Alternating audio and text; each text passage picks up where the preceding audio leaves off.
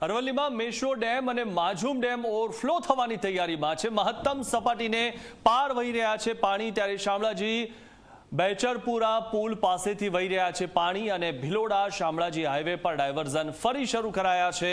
ત્યારે આપ જોઈ રહ્યા છો કે સતત વરસાદ પડવાના કારણે ડેમ ઓવરફ્લો થવાની તૈયારીમાં છે, ત્યારે માઝૂમ ડેમ ઓવરફ્લો થવાની તૈયારીમાં છે।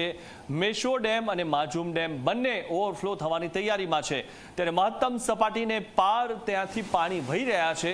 શામળાજી બેચરપુરા પુલ પાસેથી પાણી વહી રહ્યા છે। ભિલોડા શામળાજી હાઈવે પર ડાયવર્ઝન પણ ફરીથી શરૂ કરવામાં આવ્યા છે અને થોડાક જ સમય બાદ, એટલે કે જો વધુ વરસાદ પડે તો આ બંને જે ડેમ છે તે ઓવરફ્લો થઈ શકે છે, કારણ કે હવે થોડીક જ સપાટી બાકી રહી છે, મહત્તમ સપાટીની નજીક છે।